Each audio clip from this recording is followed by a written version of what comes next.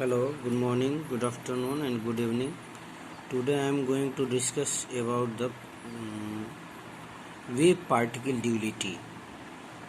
तो इसमें हम लोग आपके जो सिलेबस में दिया हुआ है वेव पार्टिकल ड्यूलिटी या de Broglie hypothesis of matter wave. तो वेव और पार्टिकल क्या होता है इसको थोड़ा समझने का प्रयास करें कि what is the wave and what is the particle. Particle means just justified by the mass. If body has mass, या particle has mass, then it can be said that it is the particle. If there is any mass which propagate from one place to another place is known as the particle जब एक स्थान से दूसरे स्थान तक move करेगा कोई particle तो उसमें काइनेटिक एनर्जी होगा, मास है तो काइनेटिक एनर्जी होगा, मोमेंटम होगा, फिर वेलोसिटी होगी, मोमेंटम होगा, एनर्जी होगा। तो पार्टिकल कैसे कैरेक्टराइज किया जाता है? पार्टिकल जो है उसके मास से, उसके वेलोसिटी से, उसके मोमेंटम से और उसके एनर्जी से पहचान इसकी की जाती है। तो particle just characterize by the mass, velocity, momentum and energy. तो पार्टिकल को कह सकते हैं कि पार्टिकल है mass located in definite point. Indefinite point पर कोई मास लोकेट कर रहा है। It can be move from one place to another place and gives the kinetic energy, spin and electric charge. Electric charge है, spin कर रहा है। This particle is specified by the mass, velocity and momentum of energy, momentum and energy. ठीक है। Similarly we can define the wave. Wave is the disturbance which propagate from one place to another place। Wave क्या है? Disturbance है। कहीं किसी स्थान पर disturbance हो रहा है और डिस्टर्बेंस होने से क्या होगा? पार्टिकल वाइब्रेट करेगा और पार्टिकल वाइब्रेट करेगा तो एनर्जी एक स्थान से दूसरे स्थान तक क्या होगी? ट्रांसफर होगी। तो वेव को हम लोग करेक्टराइज कर सकते हैं। क्या होगा? जब पार्टिकल वाइब्रेट होगा तो उसकी कुछ अपनी फ्रीक्वेंसी होगी, कुछ उसका वेवलेंथ होगा, कुछ फेज पर वो चल रहा होगा यानी एंगल पर चल रहा होगा, एम्पलीट्यूड होगा और इंटेंसिटी होगा। यानी वेव करेक्टराइज बाई या specified by the frequency, wavelength, phase, amplitude and intensity. तो according to this theory, light या electromagnetic radiation be the packets of energy, bundle of energy, जो हम लोग प्लैंक हाइपोथेसिस से वो मान रहे थे। प्लैंक हाइपोथेसिस का जो कॉन्सेप्ट हम लोग दे रहे थे, तो प्लैंक हाइपोथेसिस का जो कॉन्सेप्ट है, तो वेव पार्टिकल ड्यूलिटी भी उसको सेटिस्फाई करता है कि वेव पार्टिकल ड्यूलिटी की जो इलेक्ट्रोमैग्नेटिक रेडिएशन है, ये इलेक्ट्रोमैग्नेटिक रेडिएशन क्या है? वो पैकेट्स ऑफ एनर्जी है, बंडल ऑफ एनर्जी है। इसको फोटॉन कहते हैं या क्वांटा कहते हैं। इस एनर्जी पार्टिकल भी कह सकते हैं या एच न्यू, इसकी एनर्जी क्या होती है? एच न्यू होती है। तो यहाँ से वेव और पार्टिकल को हम लोग अंडरस्टैंड कर सकते हैं, समझ सकते हैं कि पार्टिकल क्या है। पार्टिकल क्या है? Just characterised by the mass, charge, spin, velocity, momentum and energy. Similarly, wave can be characterized by the frequency, wavelength, phase, amplitude and intensity. तो कहीं भी कोई पार्टिकल है या वेव है, तो वेव है तो दोनों वेव है तो उसमें मोमेंटम होगा, वेलोसिटी होगी, एनर्जी होगा, मास होगा। कोई पार्टिकल वेव वाइब्रेट कर रहा है, मास भी होगा, फ्रीक्वेंसी भी होगा, वो वेवलेंथ भी होगा, एम्पलीट्यूड भी होगा, इंटेंसिटी भी होगी। यानी वेव को कह सकते हैं कि वेव जो है वो डुअल नेचर का है। उसी तरह से पार्टिकल भी डुअल नेचर का, पार्टिकल भी वाइब्रेट कर रहा है तो उसमें फ्रीक्वेंसी होगी, वेवलेंथ होगा, फेज होगा, एम्पलीट्यूड होगा, इंटेंसिटी होगा। तो यानी इसको कहते हैं वेव पार्टिकल ड्यूअलिटी या dual nature of particle. Particle का ड्यूअल नेचर हम कह सकते हैं कि ड्यूअल नेचर क्या है। इसको डी ब्रॉगली ने 1924 में और इसको एलेबरेट करने का प्रयास किया और न्यू कॉन्सेप्ट दिया कि जिस तरह से वेव को कहते हैं कि वेव में ड्यूअल नेचर है, पार्टिकल बिहेवियर भी है और वेव बिहेवियर भी है, उसी तरह से इन्होंने कहा कि जो मैटर है, मैटर जो वेव है, मैटर की जो पार्टिकल है वो भी क्या है, एक वेव बिहेवियर रखता है। यानी इन्होंने कहा कि जो पार्टिकल है वो पार्टिकल जो है वेव बिहेवियर को भी पॉसेस करता है। तो ये पार्टिकल जो है वेव बिहेवियर को भी रखता है, यानी वेव बिहेवियर इसमें फ्रीक्वेंसी होगी, वेवलेंथ होगा, फेज होगा, एम्पलीट्यूड होगा। तो इन 1924 de Broglie propose that the wave particle duality is not only for the radiation, यानी केवल रेडिएशन के लिए नहीं है, इलेक्ट्रोमैग्नेटिक वेव के लिए नहीं है, बट यूनिवर्सल कैरेक्टरिस्टिक्स है, ये ईच एंड एवरी पार्टिकल और वेव्स के लिए होगा।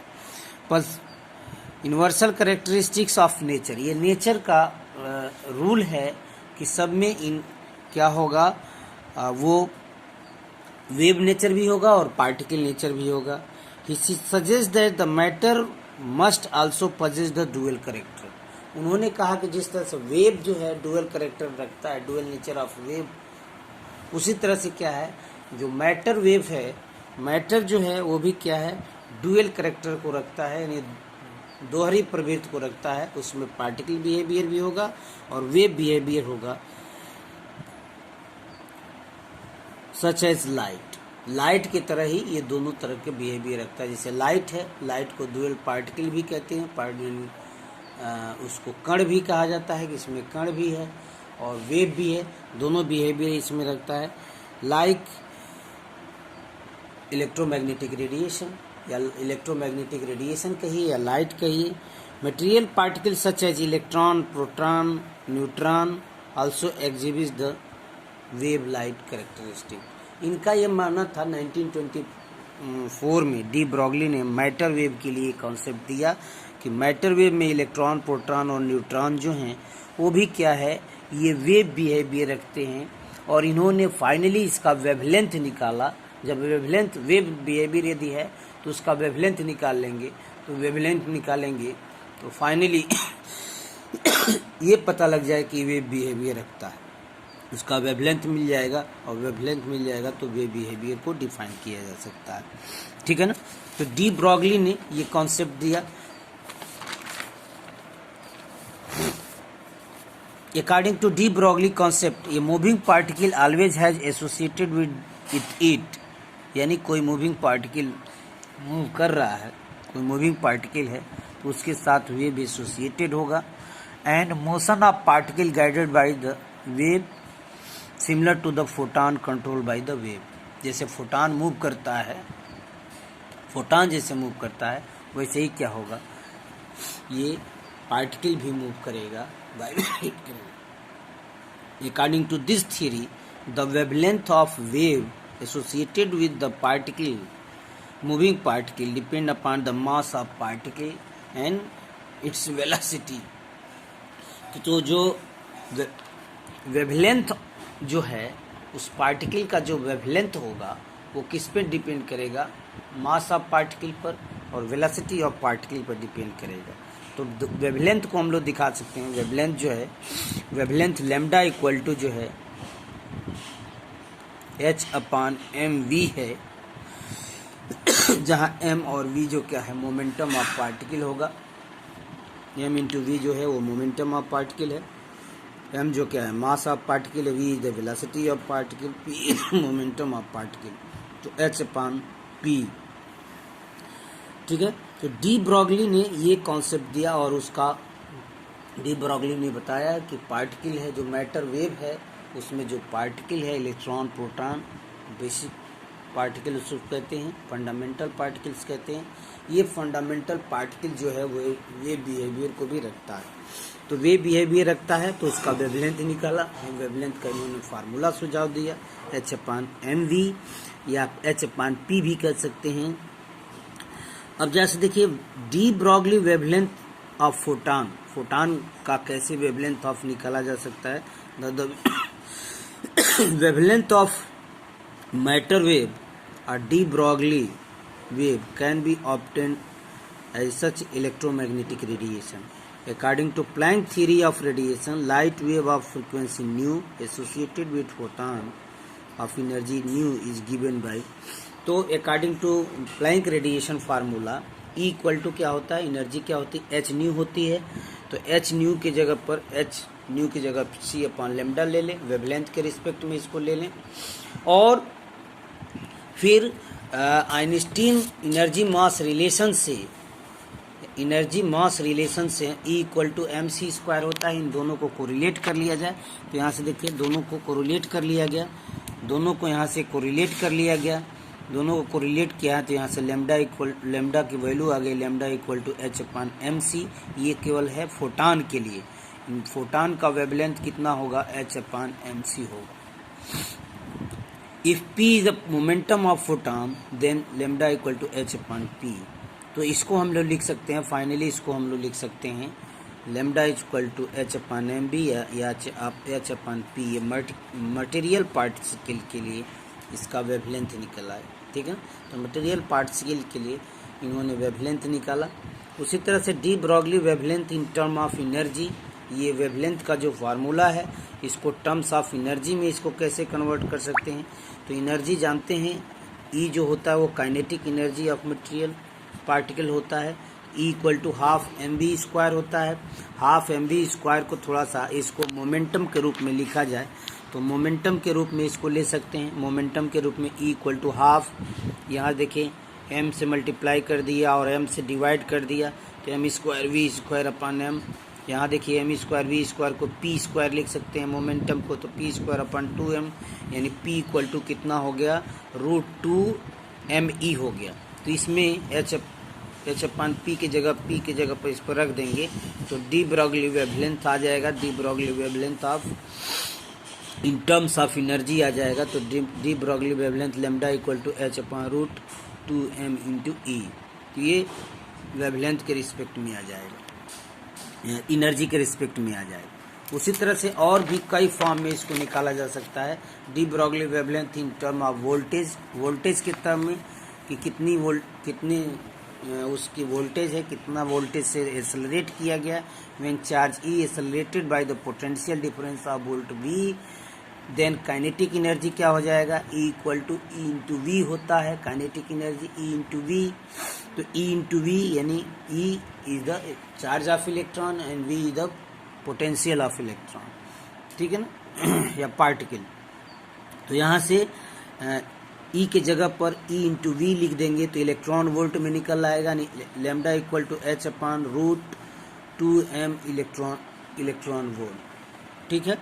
उसी तरह से जैसे देखिए इसको टेम्परेचर के रूप में भी लिख सकते हैं, D Broglie wavelength in terms of temperature. तो काइनेटिक एनर्जी जो होता है टेम्परेचर के केस में क्या होगा, 3/2 kT होता है, 3/2 kT। तो E की जगह पर 3/2 kT रख देंगे। ये जो इक्वेशन है, इस इक्वेशन में E की जगह पर ये जो इक्वेशन है, इस इक्वेशन में लेमडा इक्वल टू H/√2me जो है, E की जगह पर यदि हम इसमें 3/2 kT रख दें तो 3/2 kT रख देंगे। यहाँ E की जगह पर 3/2 kT रख दिया तो फिर क्या हो जाएगा, H/√3m kT हो जाएगा। तो यानी ये टर्म जो है टेम्परेचर के रूप में आ जाएगा। उसी तरह से wavelength of D Broglie wavelength of electron जो है, इलेक्ट्रॉन के लिए निकाला जा सकता है। तो इलेक्ट्रॉन जो है रेस्ट मास मान लीजिए m0 है, उस पर चार्ज E है, एक्सेलरेट किया जा रहा है V पोटेंशियल से, तो काइनेटिक एनर्जी क्या हो जाएगा, हाफ m0 v²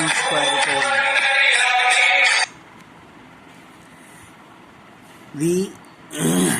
तो ये V हो जाएगा 2 इलेक्ट्रॉन वोल्ट अपॉन m0 हो जाएगा, लेमडा इक्वल टू H/mv हो जाएगा, ठीक है ना। तो लेमडा इक्वल टू H/m0v हो जाएगा, ठीक है। फिर जैसे देखें, अब जैसे देखें लेमडा इक्वल टू H/m0v हो गया तो H की यहाँ से क्या किया गया, इसमें v का वैल्यू रख दिया गया। v इक्वल टू जो है, v इक्वल टू यहाँ से निकाले हैं, v इक्वल टू जो निकाले हैं half m not v square equal two electron volt. तो यहाँ से v की वैल्यू निकाल लिया है